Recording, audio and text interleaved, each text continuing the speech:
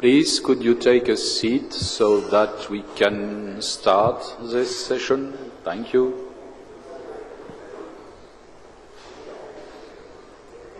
We are just in time, is it? Isn't it? Yes? So we can start. Well, good afternoon after this lunch.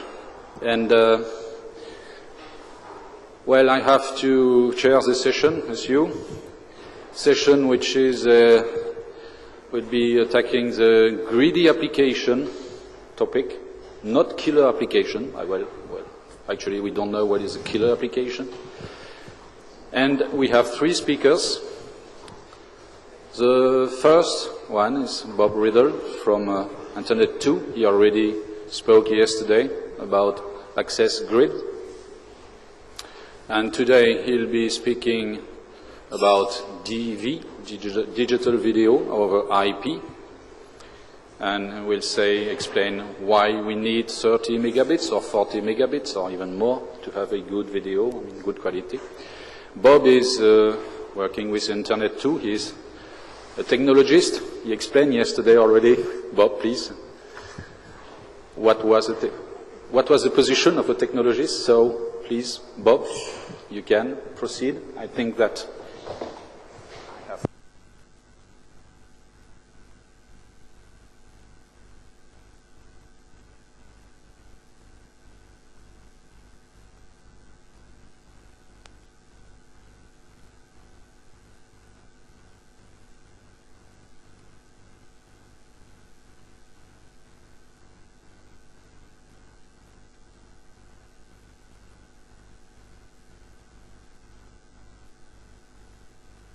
I see.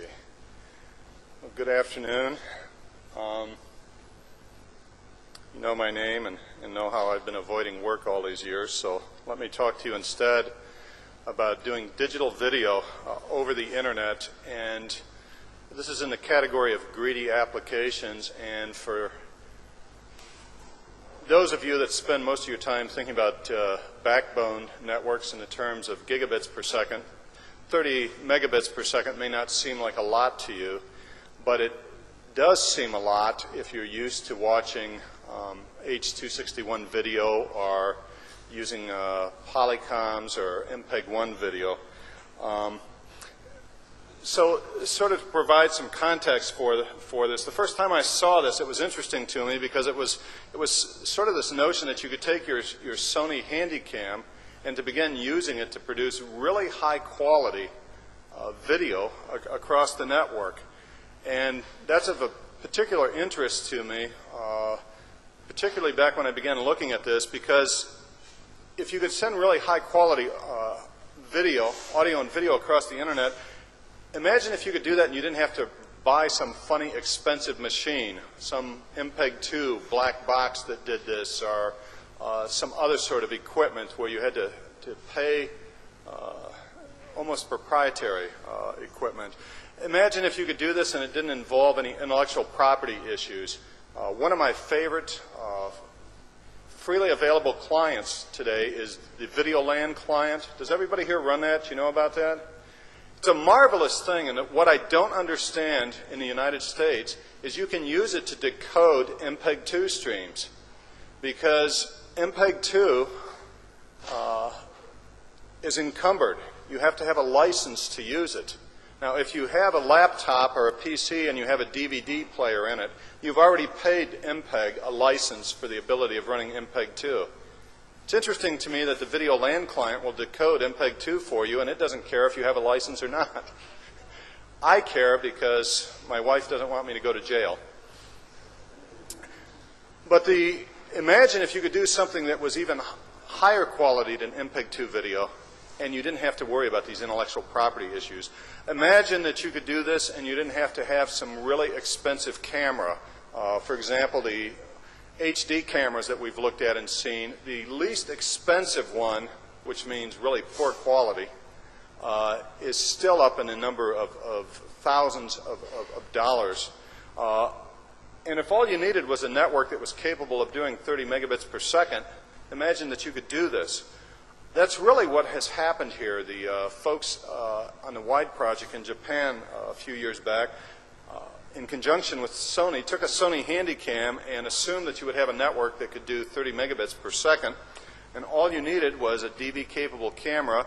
You needed a computer that had FireWire capability, because if you have a Sony Handycam, you'll notice that there's a place where you plug the 4-pin FireWire cable into the Handycam, and then you can plug either the 4 or 6-pin cable, depending on what you have, the other end, into a FireWire card on your computer, and you could begin to stream that DV stream right out on the internet.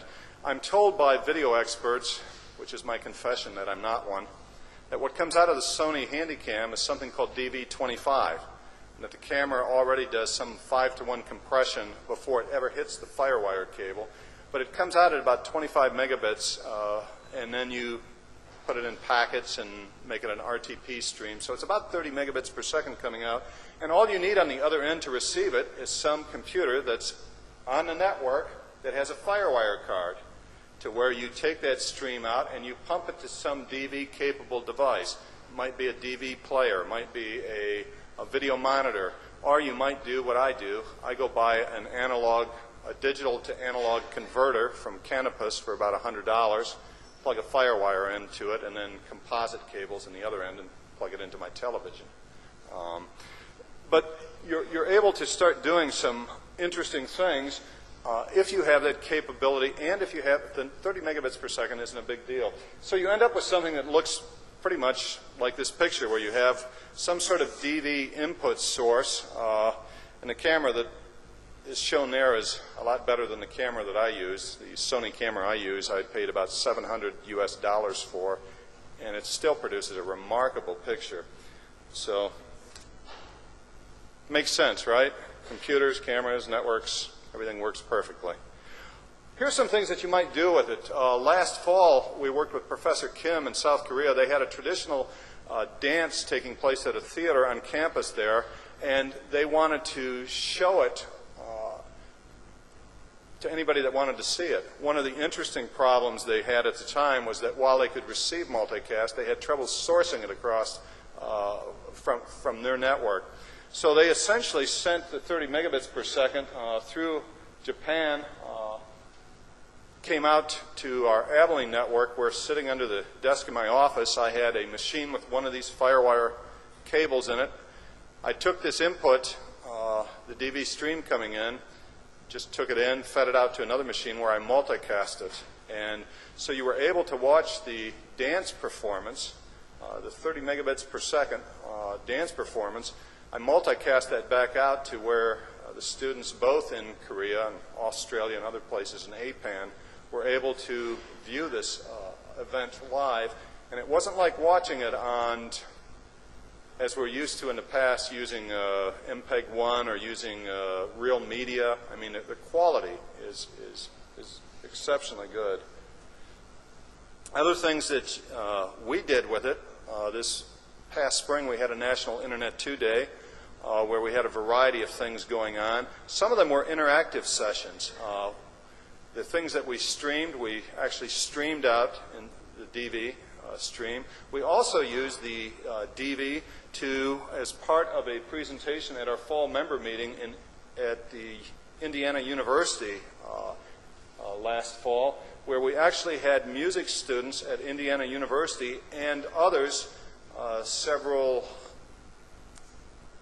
let me say it this way, hundreds of miles away at the Cleveland Institute of Music, where the musicians came in and they rehearsed together.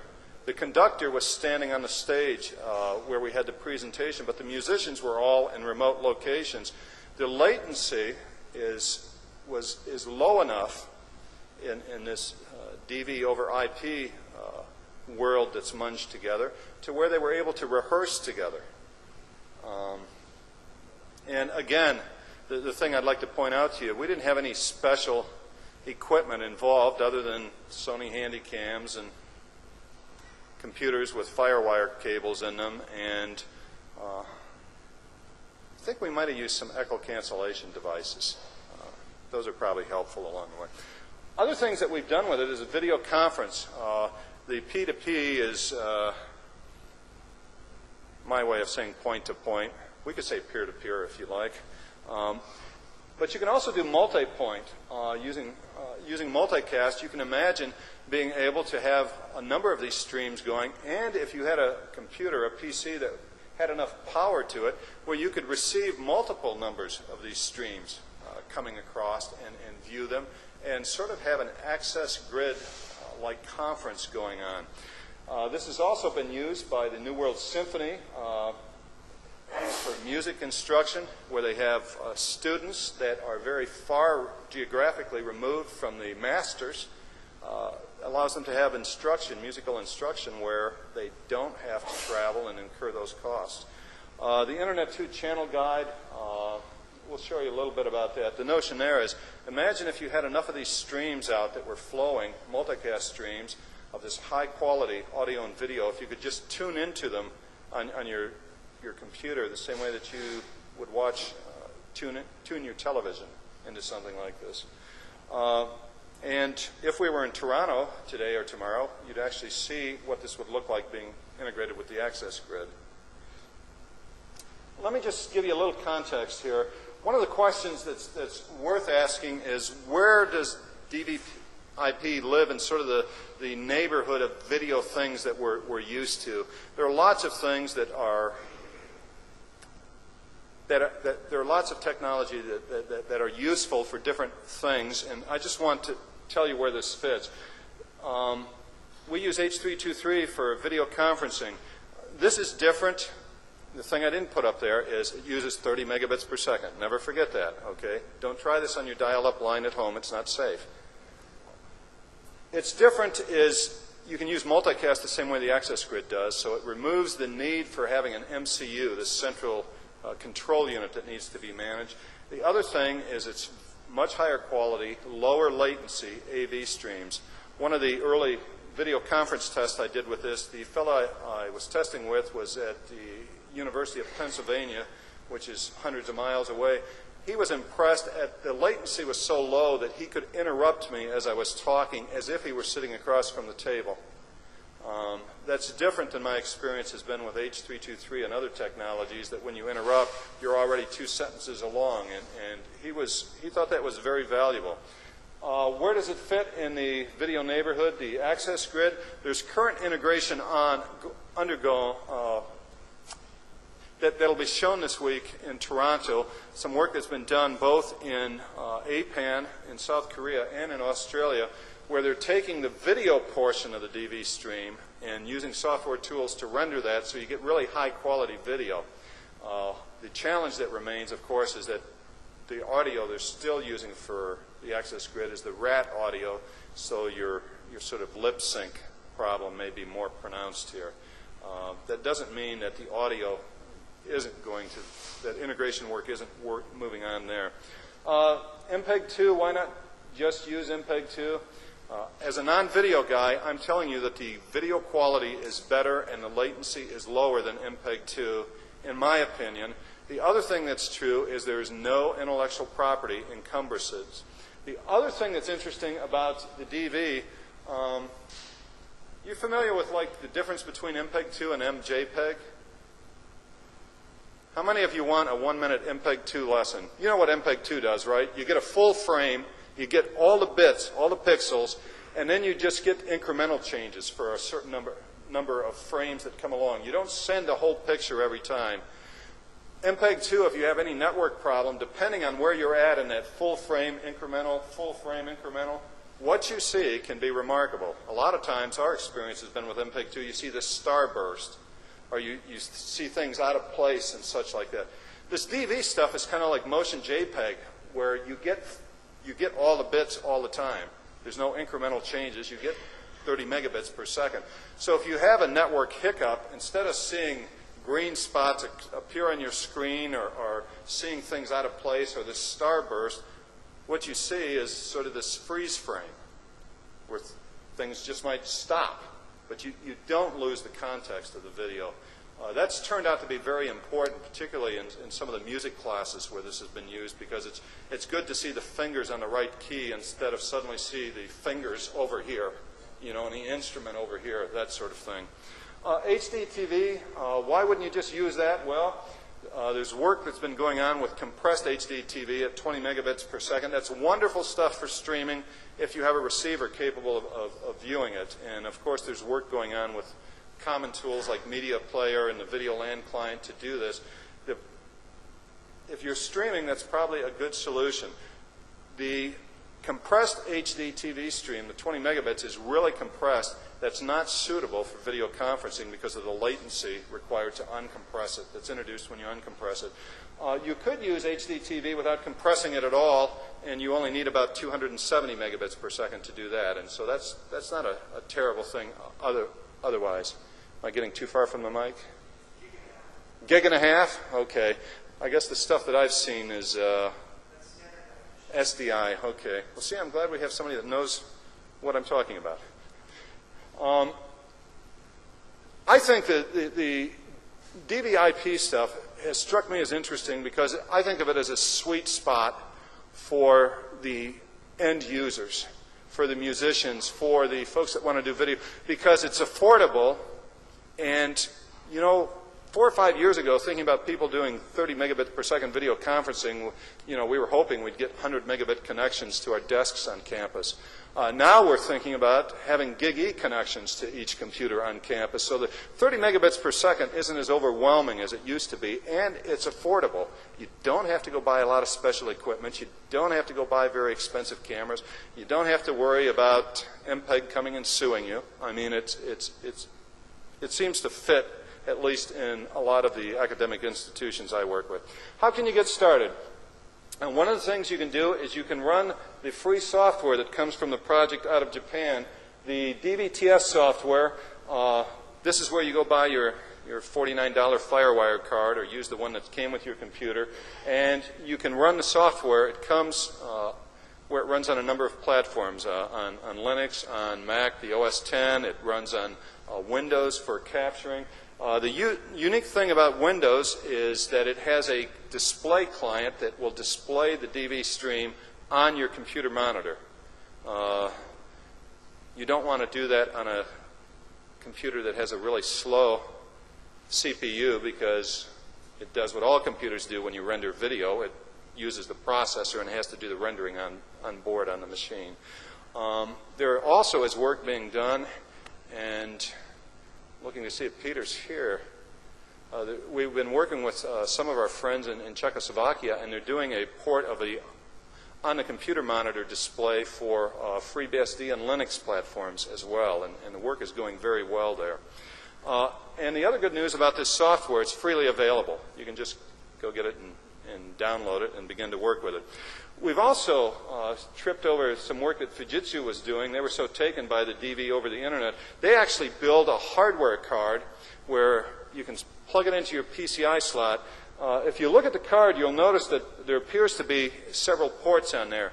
What you get on this card is you get a place to plug in your DV input source. That would be your camera or your DV player, whatever you're using. There's also a place where the DV stream comes out. The third thing that's on that card is an Ethernet port. Essentially, you plug this into your PC. You can use the slowest PC you have because the card doesn't use the PC for anything but power, and all of the processing is done on that card. It sort of allows you, I suppose that some of you know about things like the Miranda boxes and VBrick boxes and stuff for MPEG-2 where you just kind of plug a network cable and cameras in and go off to work with it. You can actually build boxes like this with these cards. In fact, with these PCI cards, you can build an access grid-like thing that has multiple of these cards in it so that you can display multiple DVTS streams. These cards currently, they're about $2,000 US a piece, so they're not free, but they're still affordable compared to what you'd pay for some of these other specialized boxes. Other things you can do to get started, it's actually a project that's going on with under the collaboration with the Research Channel and Internet 2, where we're doing experiments and different tests and looking at what's required for different types of deployment. You can find all this stuff on your own. If you don't get enough mail, you could join the big video mailing list, and you can see the sort of discussions that are taking place regarding this sort of interaction. And there's also the mailing list is archived, so you can go find out all the things that we thought were true last year that turned out not to be true this year. Another project that's underway is we're working on this thing called the DV Guide. The notion is this: we have a number of universities that have their own radio stations, that have their own television stations on campus that would like more exposure. So to be eligible for the DV Guide, you simply have to agree to do either DV over IP, MPEG-2, or some really spiffy sort of audio if you're doing a radio station, and you have to agree to multicast it. And we'll help you get going, but our notion is to sort of have this DV Guide where you can tune into high-quality video and audio, the campus television stations, for example. Other things to get started. If you were here yesterday, you've heard me say do multicast, do multicast. If you're really going to broadcast this stuff, stream it. You can do client-server, but it won't take you very many clients connecting to your server before you hear from your network operations center. You can tunnel the multicast if you need to, and useful tools. I'm sure if you haven't looked at the multicast beacon or iPerf from NLANR, that would be a good thing to do. What's going on with DVIP right now? We're doing video conferencing exploration, thinking about how to integrate the echo cancellation device. We're thinking about building the black box so we can hand it to a music professor, or you can just plug cables into it. We're working in our community to build an access grid-like machine that takes advantage of the high-quality video. And we're thinking about how to enhance the clients so that you don't have to know much about this to use it. Other things that we're looking at is there's a lip sync problem. One of the things that happens when you display something on your PC screen under Windows using the DirectX APIs is the video display gets forked off to its own thread, the audio goes to a different thread, and things happen that happen to computers when they're running different threads, and sometimes they get out of sync. We're looking at that. It turns out to be a hardware problem. If you have the right video card on your machine that doesn't use shared memory, you evidently don't have this problem. I'm running out of time. Let me tell you about the iHD TV work that's going on also.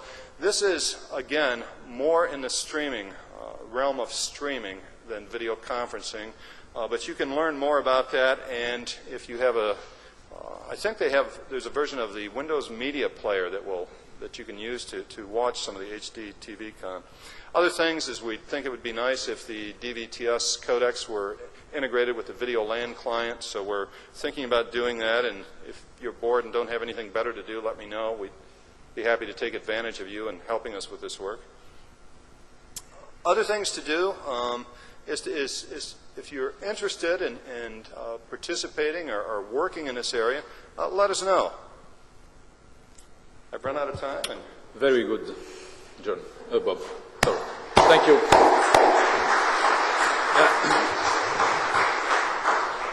So this means we have time for 1, 2, or 3 questions. Please, questions? Is there any question?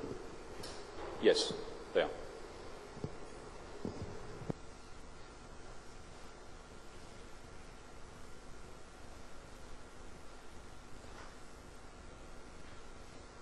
Actually, hello. Actually, I don't have a question, but a comment. Just so you don't think this is just another new thing that doesn't fit with everything else that's out there. This work is actually based on IETF work. There is an IETF standard on how to do DV over IP, actually DV over RTP. So this fits in with all the other RTP standards that's out there. So those of you who want to look it up, it's RFC 3189. Another question over there. Over there. Raise your hand, please. There.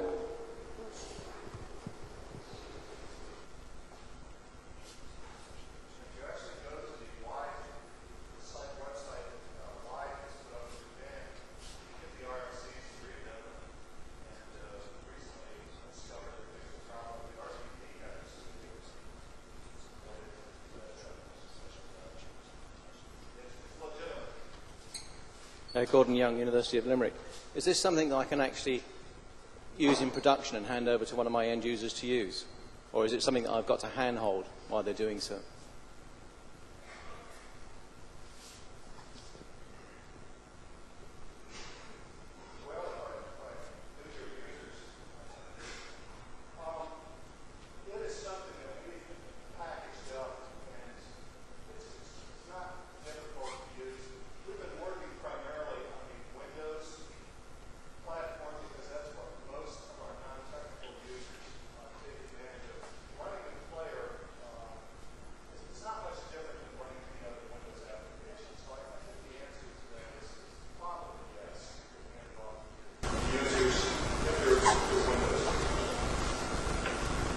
One last question, please.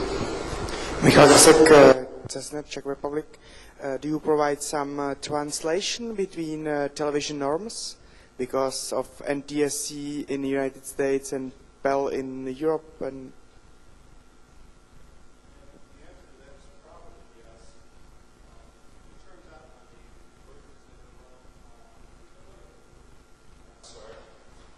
the versions that run on the Linux and FreeBSD platforms, you can specify whether it's NTSC or PAL. I think that support might have been added to Windows, but I don't know if there's any work yet that translates between the two of them. that's because of if I will plan some transcontinental video conference, I really need 4 devices. So it doesn't look like usable solution.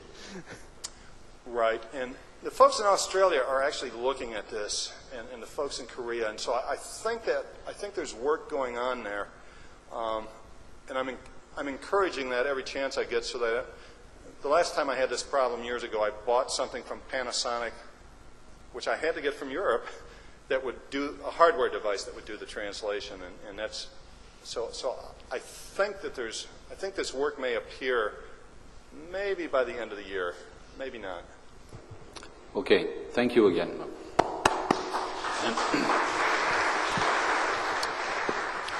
Well, 30 megabits was the starting point. Now we will go up to the 10 gigabit and perhaps more. The second presentation is by Martin. He is from CERN. I will let you, Brian, present yourself. You are working for the Atlas project on the 10 gigabit Ethernet switching, and I would say for the Large Hadron Collider, essentially, as an application. So, Brian, please. Okay, thank you. This afternoon, I'll be talking about the somewhat demanding real-time applications for data collection and dispersion for the Atlas experiment. This work was instigated, led, and largely driven by Bob Dobinson, who should have been here giving his presentation this afternoon. Unfortunately, he died in March, and so it fell to me to give this presentation in his memory. As you saw in Bob Jones's talk the other day, this is a standard pretty CERN picture with lots of mountains in the background, and those who can make out this red ring here shows the point where the underground tunnel is, where the Large Hadron Collider is being assembled right now. The basic idea is you take protons and accelerate them to the speed of light in one direction, antiprotons accelerated in counter-rotating beam, and then at 4 cunningly contrived positions, you swap them over. It's a bit like crossing over a motorway without traffic lights. Inevitably, it creates collisions, and out of each collision comes a shower of particles, which are the things which interest us. The circumference of this circle is 27 kilometers, so by any standard, this is big science. At each of the crossover points, the area of collisions, which is in the center here, is completely surrounded with a set of detectors, which, if you look at this small little thing down here, this is a person. Right? So this gives you an idea of the scale of the device we're talking about. The entire detector here, which is the Atlas one here, is 7,000 tons, so it sure is big science. And The set of interactions here trigger the detectors which are around here, and this detector is going to produce 80 terabytes per second, every second, for years. And most of it is rubbish, and we have to throw it away. And so the point is that the point of this talk that I'm going to give to you this afternoon is to say how we get rid of this and how we make it into a much more manageable number. Here is two views of one of these three-dimensional events. What we have here is a sideways view on the left-hand side, and on the right-hand side we're looking down the beam pipe. The only thing I wanted you to get from this is the idea, first, that it's complicated. It is. That's what makes it good. And secondly, that it has some degree of structure. And you can see just by observation that for the particular kind of event that we're looking at here, if you have on the right-hand picture, you see there's a jet of things, there's activity up in this area. And for this particular kind of reaction, if you go looking on exactly the opposite side of the detector, chances are you'll find activity as well. And if you're really in luck, there'll be somewhere in the middle. So already this gives you a clue about how you can filter out at the first level, because all you need is some kind of coincidence logic that says if you had something here and something on the opposite side of the detector, there's a good chance it's got a Nobel Prize tagged onto it, so why don't we go and have a closer look? This is done by specialist hardware. It's called a level 1 trigger, and this brings things down to a much more manageable, a mere 100 kilohertz. Once we've got down to this level, the detector itself produces 1,600 buffers. Well, these are the top buffers along here. This is memory along the top. So there's 1,600 channels of data, which is fed through a data collection network to up to 500 dual processors, which do the level 2 trigger. They filter things down to about 3.5 kilohertz, and at which point the data, all of the data from the top is then sent to about 3,000 processors here, which do the final set of triggering, which is level 3, and eventually it's all sent off to storage, and you can see that in slightly more detail here. The first level trigger tells you that there's a small region of interest that we want to look at. So not all of the buffers are involved in the first cut. So what happens is that some of these, Rob, maybe 25 of them, will be sending their information to the level 2 processor. And this works like here. The first set goes to one of the processors, then a mere 10 microseconds later, the second one goes to another free one. So you have this set of overlapping funneling of data to subsequently free processors. They think for a while, not too long, hopefully, and then they say whether the event is good, bad, or indifferent. And if it's bad, it's put on a list of things which get thrown away. And if it's good, at this point then, up to one of the 100 processors that sits in the middle says, okay, we'll now go and collect the good events from all of the buffers and feed them to the third level trigger. And this is done this way. So again, subsequent good events are handled by subsequent different monitors, and they're sent through the back-end network to the level 3 filters. The level 3 filters have their own set of cuts. It takes a lot longer to do the processing in this case, which is why we have many more processors here. And they bring it down to a much more manageable 200 hertz. And they send the data off to storage first, and then it's sent off to grids, as you heard in some of the grids talks later. Did any of those numbers mean anything to you? I didn't think so.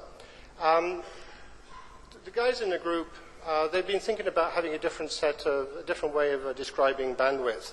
And we're thinking of putting to the Standards Committee a new bandwidth standard. We're calling it the Napster. One Napster is 1 music CD per second.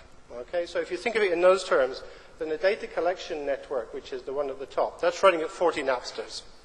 The back-end network is running at 10 Napsters, and off the disk you're just getting a mere 0.6 of a Napster. Now that makes you feel a lot more, you can get at that. Now, networks like this, I think to say that the switch in the network performance is an issue is something of an understatement.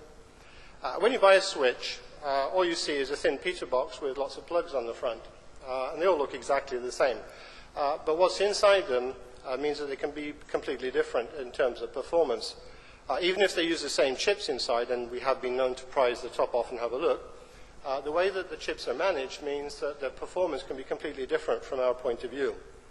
Now, what I want you to get from this picture is merely the fact that Without looking at what is inside the box, you can make external measurements that characterize the switch in terms of parameters that we can then feed into a model. To give you an example, here on the left here we have an input buffer, so we can inject traffic into it, and we can make it traverse through the system across the backplane and out through an output buffer. So this gives us information about input buffer sizes, output buffer sizes, throughput and latency. And we can do that between cards, or we can do it on the same card. So we have inter and intra module measurements.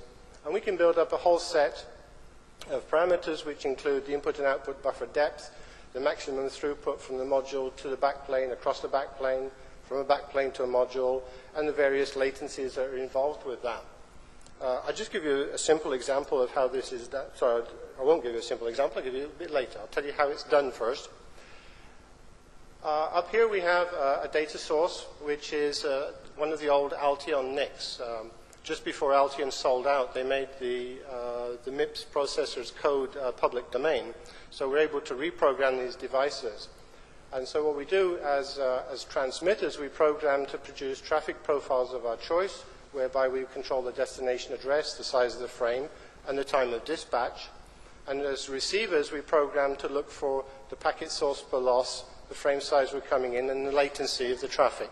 All of the devices are run under a common clock and housed in an industrial PC that you see below. So a typical test of a switch would consist of defining a particular traffic profile of interest for dispatch, and then histogramming the latency and the packet loss per source destination pair.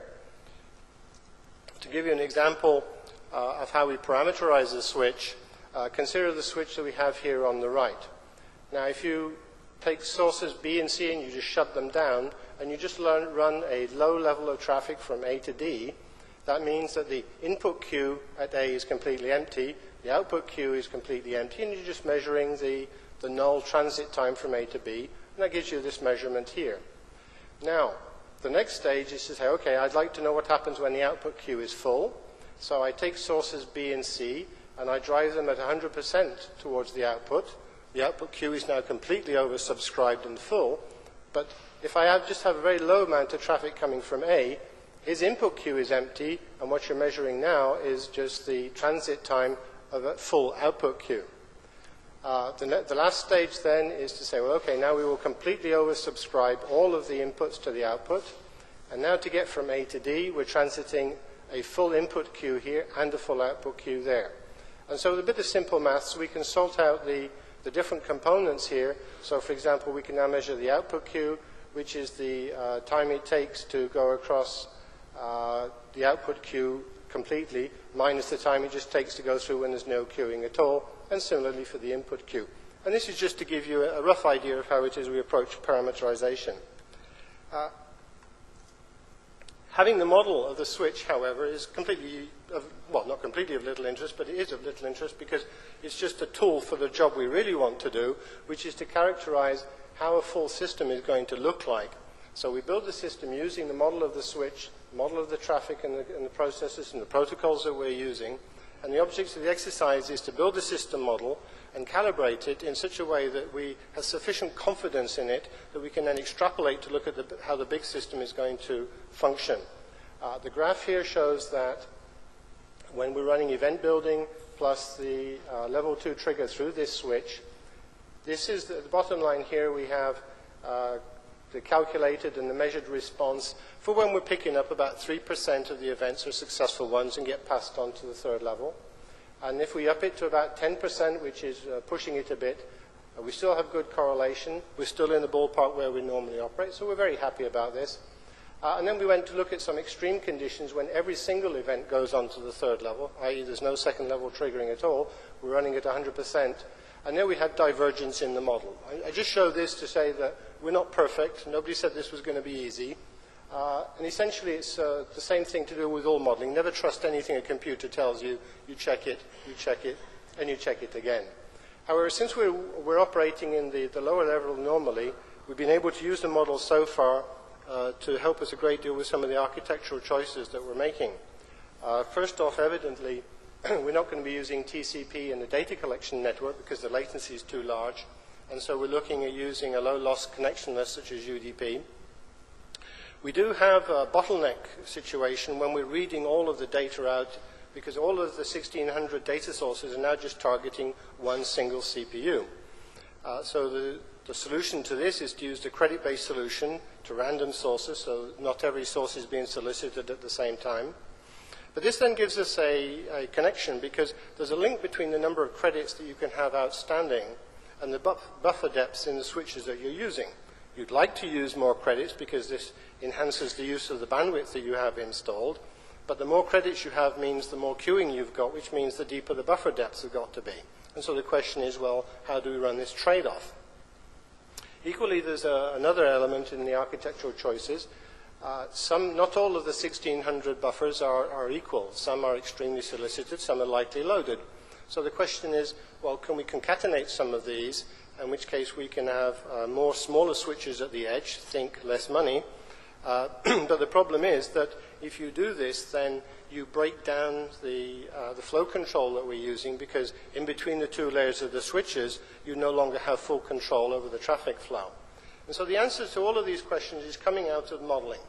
And this is the way that we're moving towards the final architecture.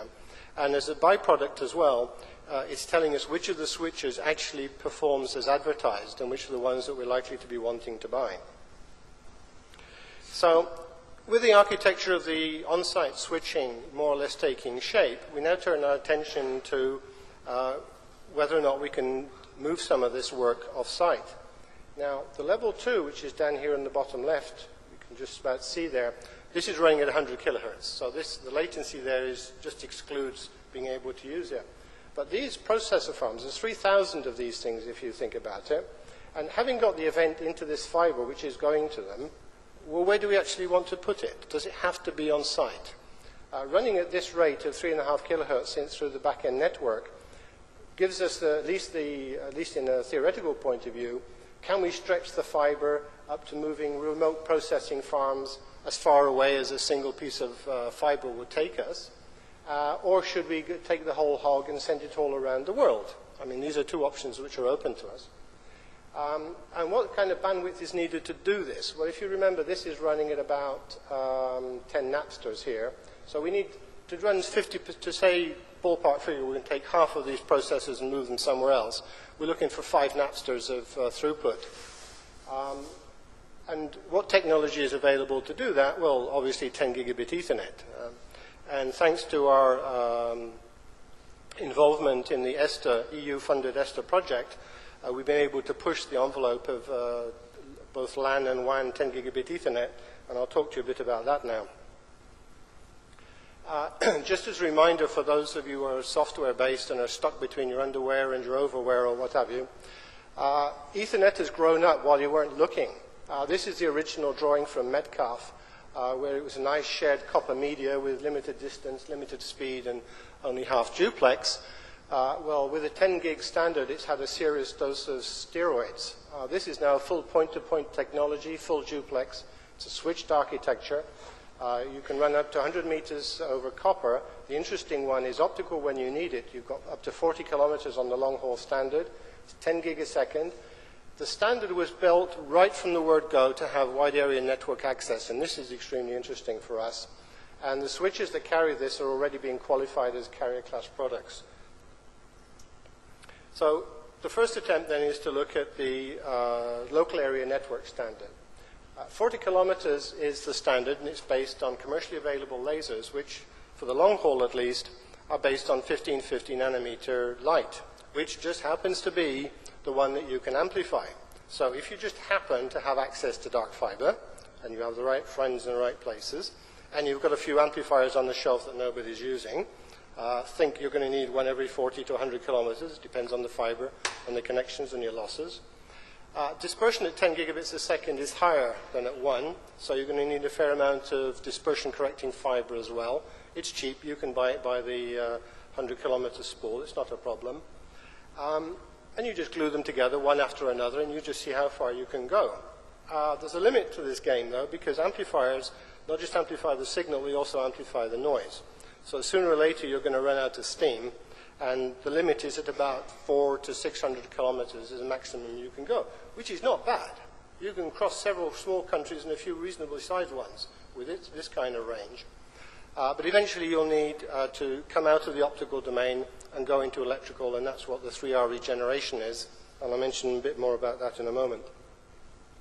So, given this attitude, and we did happen to know people who had dark fiber and did have amplifiers, we took here 2 uplinks which are built for a Gigabit Ethernet switch, and they're concatenating 10 1 gig streams into a 10 gigabit Zen pack, which is here. The fiber runs between the COM laboratory close to Copenhagen and the University in Odense, which is 250 kilometers. And the circuit we built up uses just 4 amplifiers in each direction, 3 spools of DCF, and it just runs. You plug it together, you set it running, and it just goes. So now we have a LAN at 250 kilometers. Not bad. That was last year. This year we went back, and we did it all again, only a bit further. I'm not going to tell you any of the details of this because the results are going into a paper in Yokohama, but if you look at the title and if you look at the map, you can get a rough idea of what they're going to be talking about. So with crossing local areas, so we're now local areas up to 500, 600 kilometers. So, you know, nothing succeeds like success. So now we turn our thoughts to the wide area network. Now, all of our group grew up in data communications, not telecommunications. So to us, a WAN was some vague, cloudy thing in the middle of somebody's PowerPoint. A bit like the old maps, you know, here there be dragons. And so we came to looking at the WAN, we started to think, well, what actually is it? What is inside there that makes it so mysterious? And it took us a while to find out what was really going on, I'll be honest with you.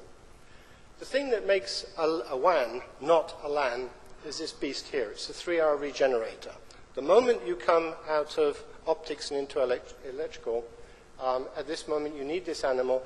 It doesn't have to know about protocols. You can have protocol agnostic regenerators. Unfortunately, nobody's built them and installed them. So in terms of legacy networks, if the moment you go through one of these things, you have to be talking SONET or you're out of business. So what we have here then is a line segment with a regenerator in it. The line segment is terminated with line termination equipment, which lives in a box.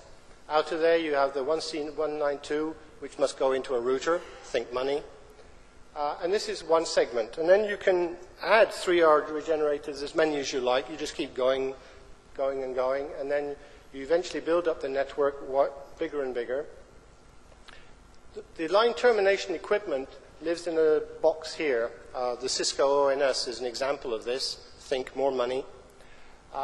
And the way the 10 gig plugs into this system is the standard defines what is called an Ethernet line termination equipment card, which also lives in one of these boxes. And then you just bring along the WAN-Fi, plug it into the LTE, and at this end now you're talking about a switch, not a router. Think less money. And that's the theory, which is fine. However, in practice it doesn't work that way. So the WAN-Fi is designed to connect to SONET through the LTE. It has the same bit rate, it has the same frame structure, and you have a defined specification. Problem number one, nobody's built one. What to do? Problem number two, it's not guaranteed to operate with an existing LTE. Just because you haven't got an eLTE doesn't mean you can plug it into an LTE. Why? Well, because there's a limited set of bits fixed in the management overhead.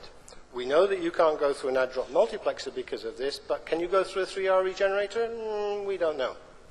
And the worst thing of all is the optical signal has got relaxed jitter and clock specs. Now, to be charitable, we think they did this because they were looking at a cheaper way of producing equipment. In my view, however, it was silly because, first of all, nobody's built the optics either. Everyone currently is using SONET optics. And there's a political problem here, too, because this is the joining point between two cultures. On the left, you have the datacom people, the guys in the T-shirts and the pigtails. Their product life cycle is about 3 years, which is about the same as their company life cycle. Now, on the right-hand side, you've got the telecom guys. These are the ones in the suits and the short haircuts. In their genes, they have government monopolies. Their lifetime cycles is about 30 years. Right? And this is the one point. The WAN-Fi is a single point where these two worlds, they don't so much meet as they collide. This is not the time to be talking about optics of dubious parentage or clocks of unknown timing. This is the point to do it right. and the Standards Committee completely dropped the ball on that one. So now we have a problem. Along comes a brave vendor with a Wi-Fi fiber sticking out the front of his switch, and he comes along to CERN and he says, where can I stick it? Right? So, so we look at him and we say, well, we don't really know. If it looks like OC192 and it smells like OC192 and it's almost 1C992, maybe we could stick it into an OC192 socket. So first we asked the people who were supposed to know what they were talking about. We talked to a guy from a well-known company, which is represented here, an engineer, and we said, can we do this? And he said, absolutely not, because it's just not going to work. You're going to have pointer readjustments, which are just going to kill the throughput. So I thought, well, that's a bit negative. So we talked to another company, which is not represented here, and they gave us a definite maybe. So in the face of this, we went off to Canada, and we took an Ixia box and a couple of Foundry switches, and we just plugged the whole thing together, and guess what? It just works. Don't pay too much attention to the graph here. That just shows that it worked long enough to take some measurements. It's measuring the latency in and measured in the two different directions. There's some difference at the bottom. Don't ask me why that is, because I just don't know. However, it was enough that we needed. It gave us the excuse to say, okay, we can now move on. And so we came back, and we plugged up, thanks to SurfNet, exactly the same system between CERN and Amsterdam, and it just runs. Plug it, you play it, it just runs. So this is now the Wi-Fi through an ONS, through the DWDM, and off to Amsterdam. We looked at the performance of it, also to wonder what we would get out of a straight PC, and there you see that, in fact, this is about 5.56 gigabits per second, right? So you're getting maybe 60% of throughput. This is using raw Ethernet, so there's no protocol on top of this. You get strange behaviors at the bottom, which we surmise are all due to processor limitations. The NICs don't manage the full line speed. The PCI is a problem. The CPU is a problem. Just to confirm this, we ran TCP in multiple streams, just to see if it was a single stream problem or a multiple stream problem would get you the bandwidth. It doesn't. It just shares out the PC limitation in a reasonably fair way. We ran it. The top line here is us running for about 15 hours clear, and just like the obnoxious bunny, it just keeps going, it keeps going, it keeps going. Round about here, there was one small hiccup, which is shown in this lower graph there. It's where the throughput drops from 5.4 gigabits per second just down to just under 5, just for about 10 or 20 seconds. We think this is due to just a single packet loss in TCP. The instrumentation we had is not good enough for it, but we're going to do this again to Vancouver in the summer, and this will be fully instrumented.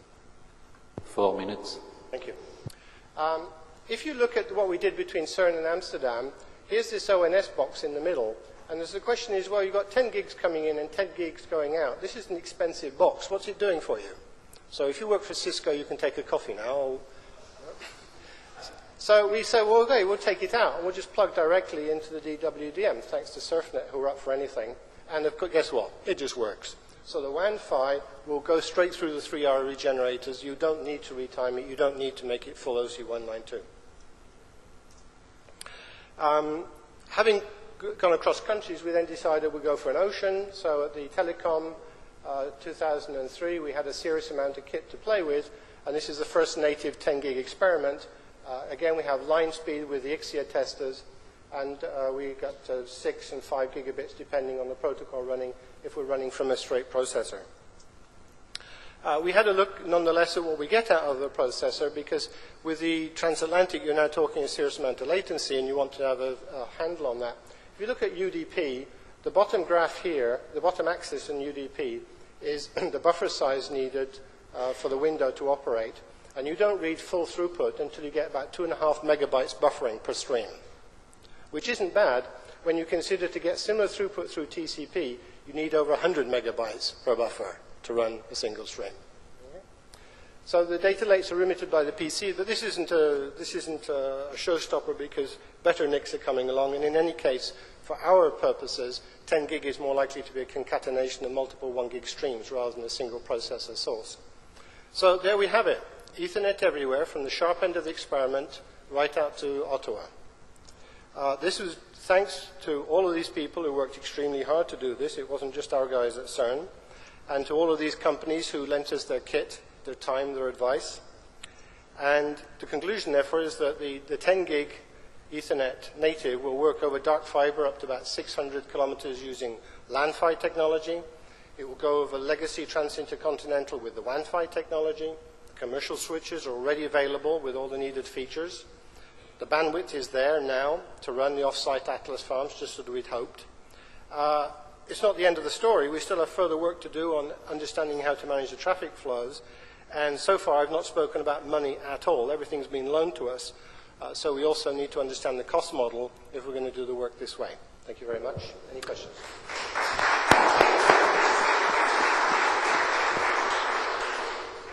Thank you, Brian. Question? Just one here. Waiting for this question. What will happen after 10 gigabit Ethernet? Because there is nothing in the process to go further in the standards. There's no standard work at 40 gig going on at the moment. We did a lot of work into this. There's no industry interest in it whatsoever at the moment. Some people will think you just skip it all together and pick it up at 80 later on. At the moment, the industry is absorbing the shock of when the sky fell in still, and it's very much a wait and see. Once 10 gig starts to be deployed, then you may hear some noises. All the vendors say it's going to come, but it's going to be in 2 years or so before things get wound up. John Graham from UK Light. Would you like to tell us a little bit about the interfaces you're using on your SDH or DWDM boxes? I'm assuming these are some sort of Ethernet framers that take in Ethernet frames, turn them into POS for transport. No. This is native Ethernet. This is not POS at all. Okay? The WAN-PHY produces a SONET compatible frame. Okay? So what comes out is Ethernet. It's downgraded slightly to meet the bit rate that you're looking for, but what comes out is a SONET compatible, well, semi-compatible frame, which is supposed to go into the ELTE, which doesn't exist, but as I showed you, it will go through a standard LTE and on out into the wide area network. So you're using GFP to do this? Pardon me? You're using GFP to do this? No, I'm sorry, I don't catch Are you using GFP, generic framing protocol, to transport this Ethernet natively? Or? No, we're using native. It starts off with Ethernet, okay, inside the box, goes through the WAN-PHY and comes out as a SONET frame, or SONET compatible frame. So there's no other protocol level here. This is native Ethernet. This is not POS. Okay. Another question? Well, if there is no question, let me thank you again.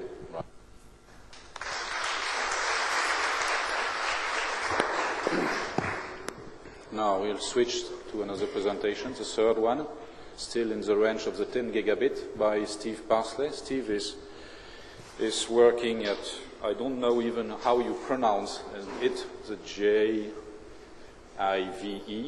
the Joint Inter... Yeah, you will pronounce it for me, okay?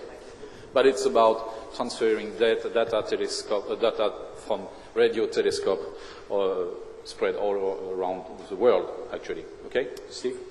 Okay, yes. Well, I actually work at the place you see in this picture.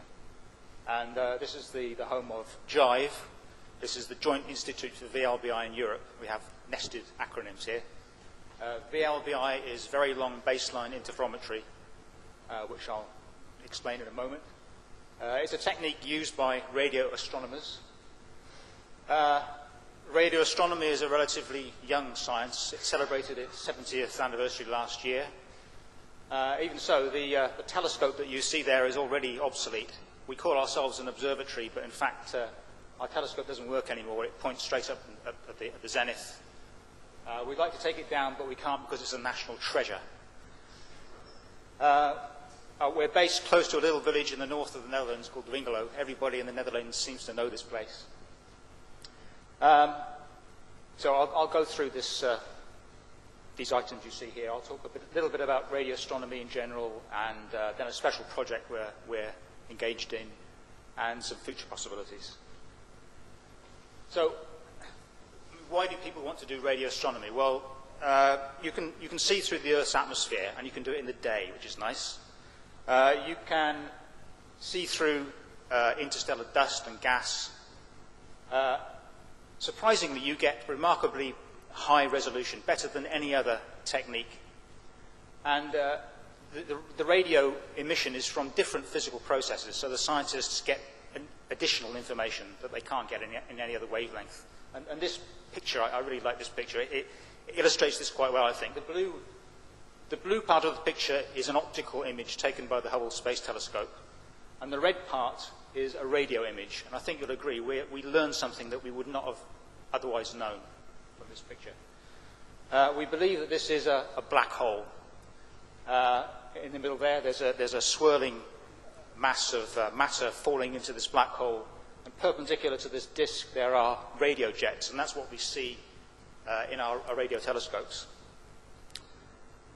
This thing is huge. It's 1,000 million times the mass of our sun.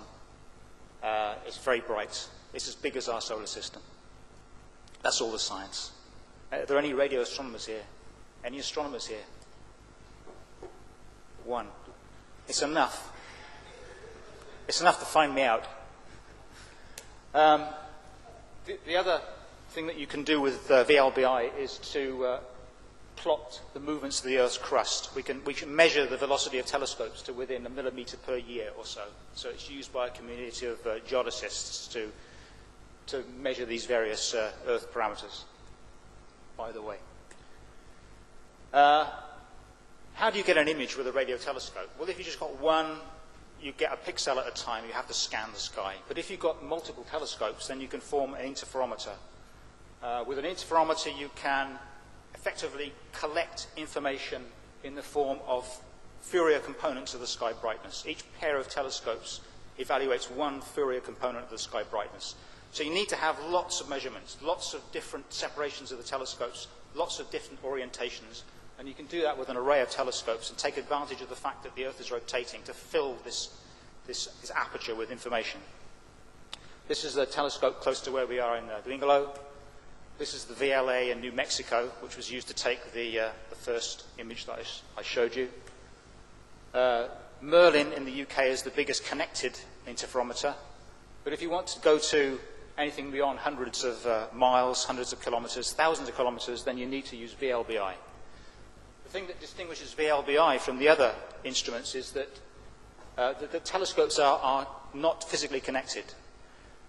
We cannot, at the moment, observe in real time. We collect our information and bring it together to one place and then correlate it offline from the observation. The group of telescopes that you see inside this red shape are the European VLBI network. We stretch the definition of Europe a little bit here. We have some telescopes in China and one in South Africa. The group over in the United States called the VLBA, we have identical data formats and so forth. So we can what happened here? That's it. So we can co-observe and do global observations. We can make a telescope as big as the Earth. So in summary, I won't go through all of this, but this is the basic technique for VLBI. At each telescope, there's a hydrogen maser clock. This thing is good to a second in a million years or so.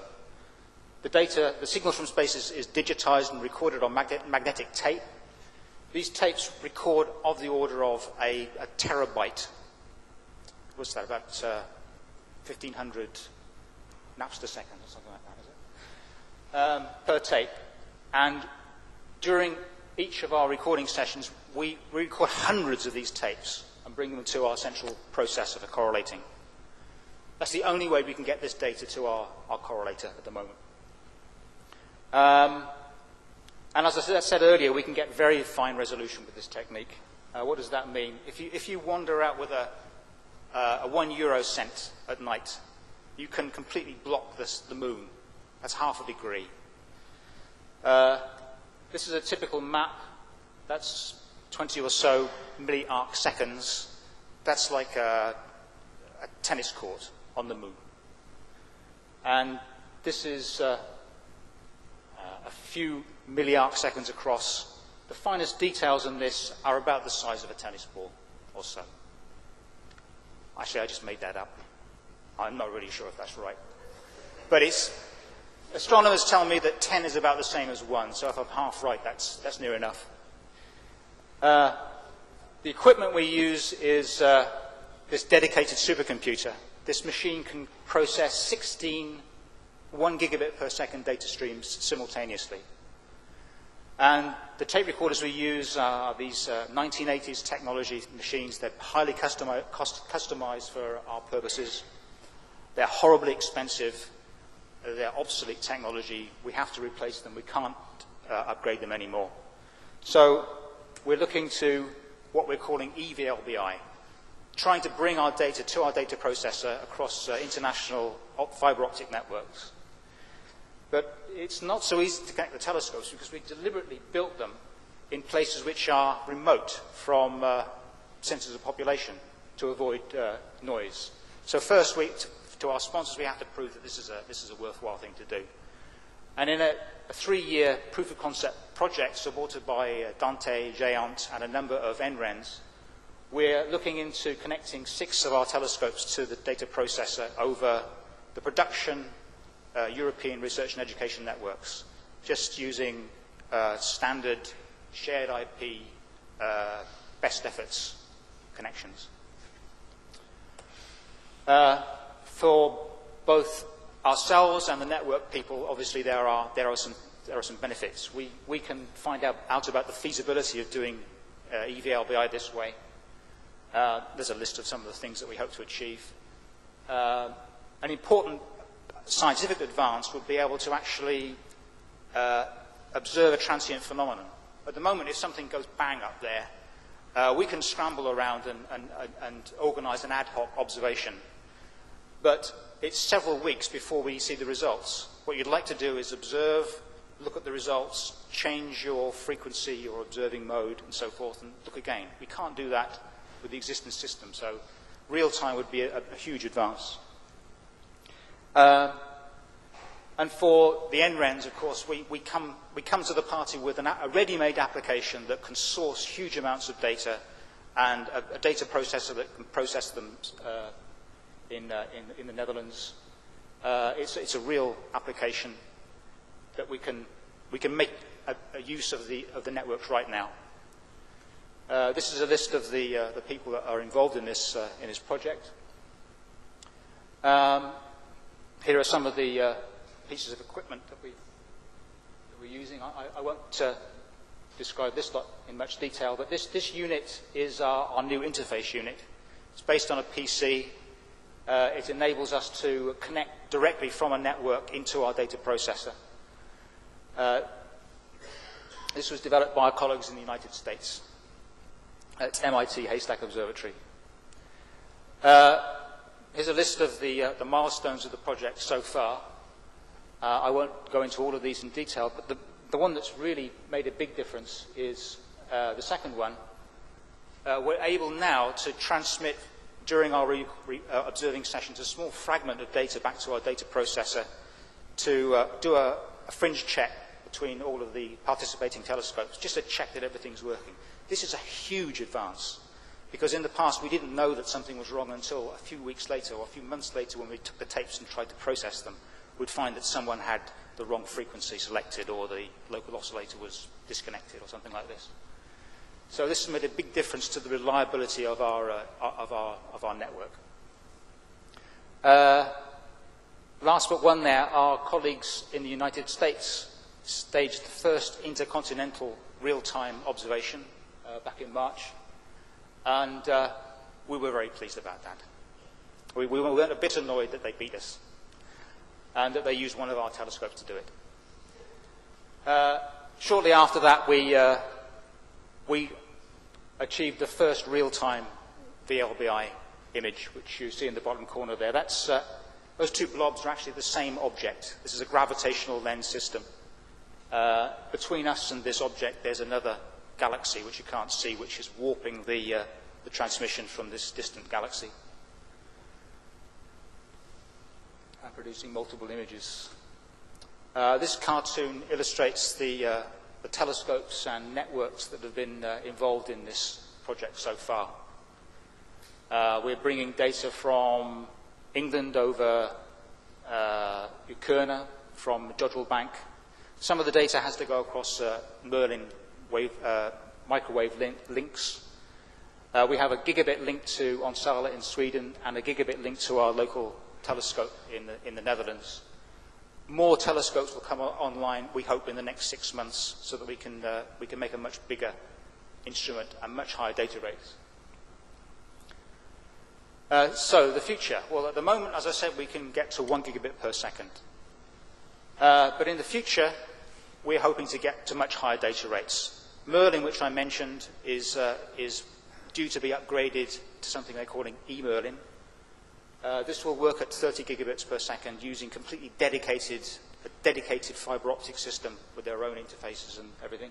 Well, across the whole world, we can't hope to do that. We have to go through heterogeneous networks. So in this sort of time frame, we need to get to that kind of data rate to complement the abilities of other astronomical instruments. And we're going to have radically new ways of collecting our data and processing it and sending it to our correlator. We'll be able to produce something like 2.5 petabytes of data for a single VLBI observation. And bear in mind that the data has to arrive at the data processor simultaneously with very precise synchronization. The information that we collect at the telescopes is fundamentally incompressible. It's just broadband Gaussian noise. We can only find anything in it when we compare more than one telescope. So to avoid these huge buffers, we'll need to have stable, high bandwidth, point-to-point data links for several weeks at a time. We think that VLBI is ripe for the concept of connection-oriented networks based on optically switched infrastructures. I think you've probably seen this. I lifted it from a web page. But I'd like to point out this little arm on the right-hand side, the DWDM connection provided by SurfNet to our facility in Dwingelo. This is part of Netherlight. We are actually part of the Netherlight network.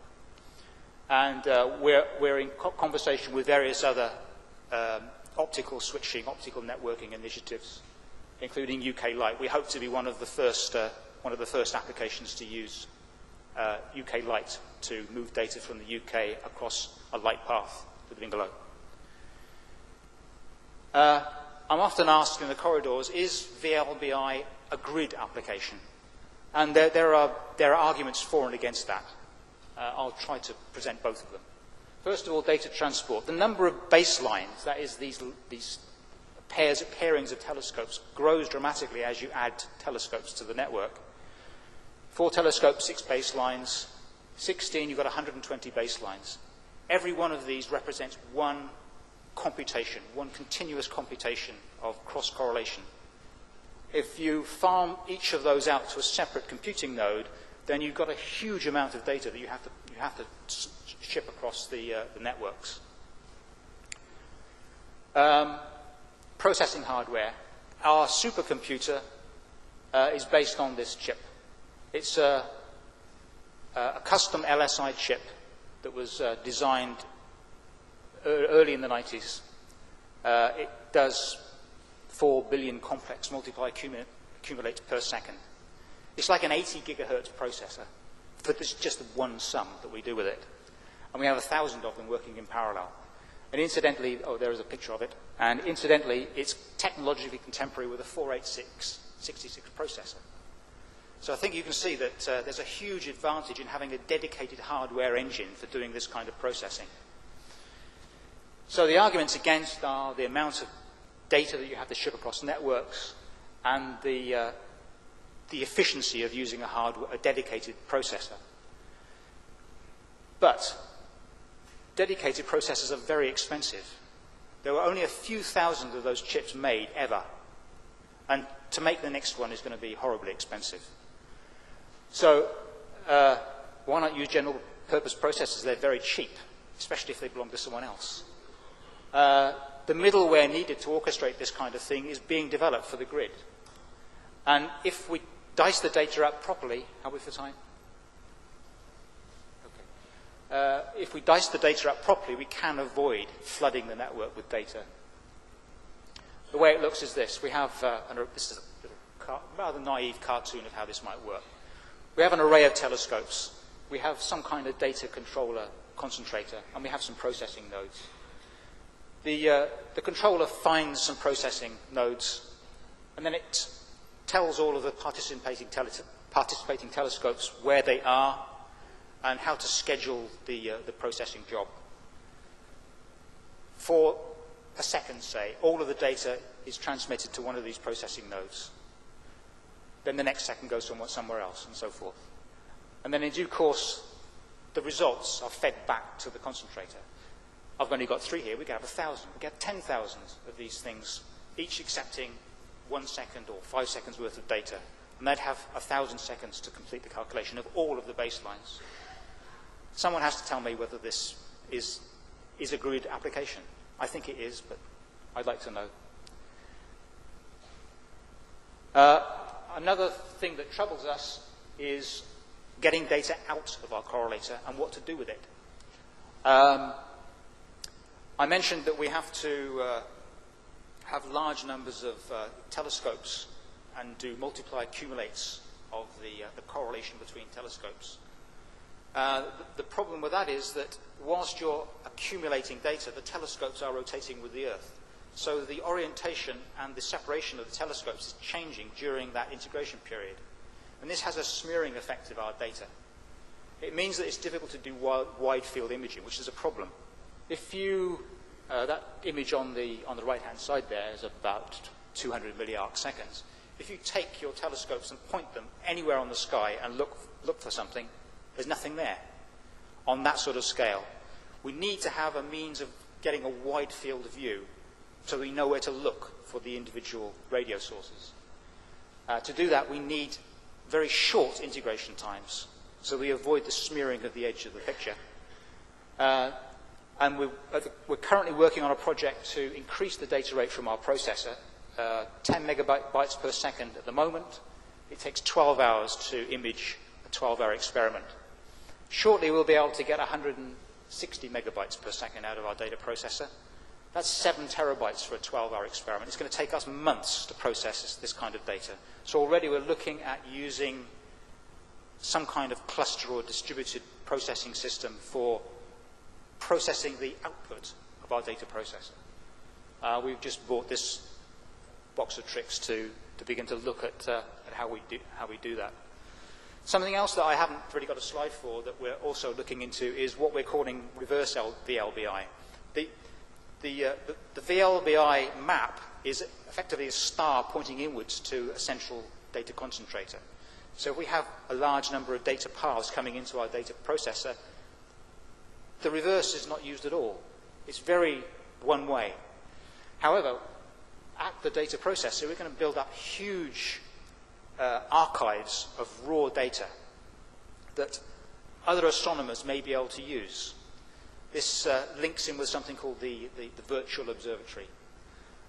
People can mine astronomical databases and effectively observe without actually pointing a telescope at anything. And so one of the uses of networks will be for people to be able to look into our database and download either their own results or, in due course, other people's raw data to process it in a different way. Just go back to this slide for some sort of final platitudes. I used to work for the company that made these tape recorders. So EVLBI is the final phase of my escape from the tape recording industry. These things were designed in the 1980s, and the astronomers came to us one day and said, we'd like you to build a tape recorder like this. And we said, no, go away, you're mad. It can't be done. And they said, well, actually, we've done it already. They'd taken video recording and playback heads and glued them together in a stack, and then designed a servo-controlled head movement mechanism.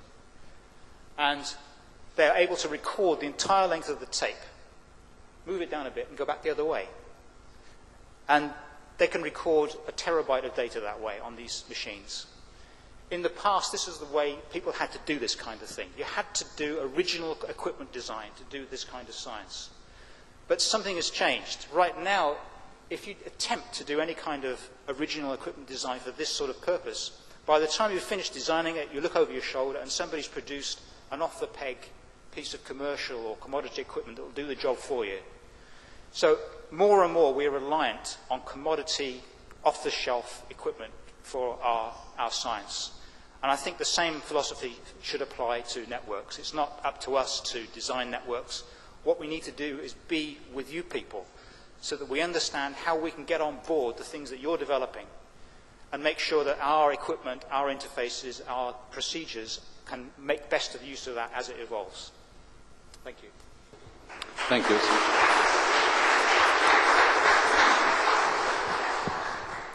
Questions, please? Yes, here.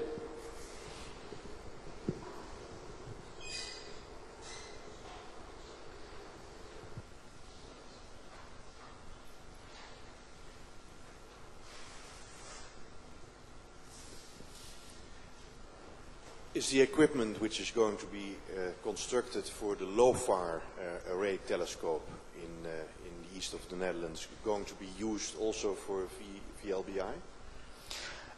Initially, no, because we're quite distinct communities, but some of the technology that's being developed for LOFAR will certainly be looked at for the next generation of VLBI correlator. We share the building. And we share the resources and the expertise. Yes, definitely. Another question? You are not using Géant, I would say 100%. You are building your own dedicated, or not building, but using dedicated network for your needs. Géant is not, I would say, fulfilling your needs. Quite the contrary. We are for the moment, we are concentrating on using the production networks for this proof of concept project. Yeah, today, but in your presentation, you were explaining that you were setting up some experiment based on dedicated networks. The network which is being developed in the UK for Merlin, for the upgrade to the Merlin network, will use dedicated equipment, yes. And that's the only way you can get to 30 gigabits per second for the time being, we think. Any other question? If no question, I am very thankful for my 3 speakers, who complied very much with timing rules. Thank you to them again.